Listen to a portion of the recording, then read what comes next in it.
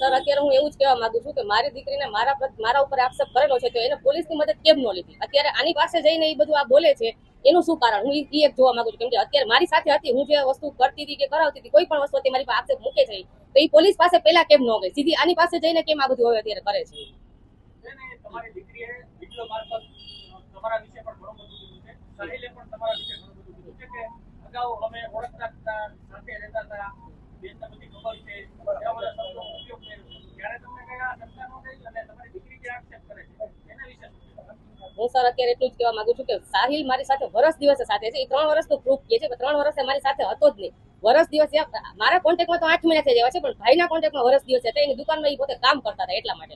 પણ અત્યારે મારી છોકરી ત્યાં જઈને અત્યારે આક્ષેપ મૂકે છે. એમ કે છે રાત્રે 1:30 વાગે મેં બહાર કાઢી મૂકી છે, પણ મારી પાસે 9 વાગ્યાના સીસીટીવી કેમેરા છે કે 9 વાગે સવારે એ પોતે એની જાતે ગઈ છે. રાત્રે મેં જો 1:30 વાગ્યાને બહાર કાઢી મૂકી હતી તો એ પોલીસ પાસે કેમ ન ગયા? બેન, તમારી દીકરી સોશિયલ મીડિયામાં એવા ગંભીર આક્ષેપ કરે છે કે મારી માતા મારા પાસે જે વ્યાપાર કરાવતા હતા. હું એ જ કહેવા માંગુ છું સર કે હું આ કરાવતી હતી મારી દીકરીને, કે હું કરતી હતી, કાંઈ પણ હતું, એને નહોતું ગમતું રહેવું તો એ પોલીસ પાસે કેમ ના ગઈ? એને મારી ઉપર કોઈ પણ ફરિયાદ કરી શકતી હતી. અત્યારે પોલીસ જાગૃત જ છે, કાંઈ પણ કરી શકે છે. મારી ઉપર ગમે એ ગુનો કરી કેસ કરે તો પોલીસ તો આવવાના જ છે, સાથ આપવાના છે 14 વર્ષની બેબીને. તો અત્યારે ત્યાં જઈને આના પાસે જઈને આ જેમ શીખવાડે છે એમ શીખીને બોલે છે, એ મને એક સમજણ નથી પડતી સર. કેમ કે આ ત્યાં જઈને શું બોલે છે? એને મેં રાત્રે 1:30 વાગે મારીને કાઢી મૂકી હતી સર, તો મારી પાસે 8 વાગ્યાના સીસીટીવી ક્યાંથી આવ્યા? ટ્યુશનમાં જાતી હતી ત્યારના.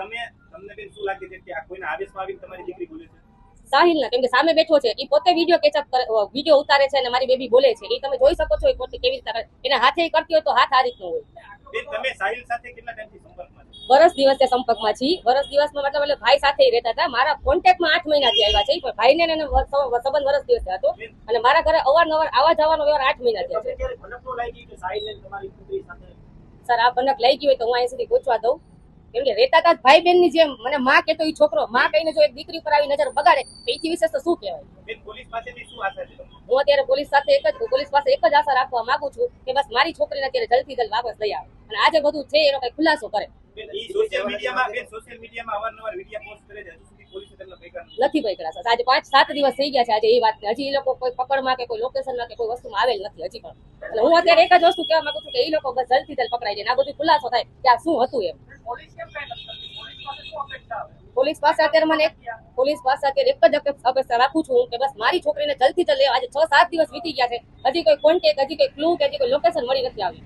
તમે પહેલા શરૂઆતમાં આપણા લોકો દીકરી પૂછતી હતી કે હું શેર છું, મારી બધી દીકરી છે, એવું બધું દીકરી છે, કેવી રીતે કહેશે અપરાધ એના જવાબ સર હવે સામે છે એટલે બધું કેવડાવશે, બધું બોલાવશે. એ સામે પોતે બેસીને જ બધું બોલાવડાવે છે અને કરાવડાવે છે. તમે જોઈ શકો છો, તમે ખુદ. તમને એવું લાગે છે પોલીસ ઉપર દબાણ હોય? સર હવે આ વસ્તુ રાજકીય વખત ધરાવે છે એવું કે તમને નહીં સર, એવું તો કોઈ વસ્તુ મને જાણવા પણ નથી મળી મને. એની પાછળ કોઈ હાથ હોય? ના સર, ના, એની પાછળ કોઈનો હાથ નથી સર.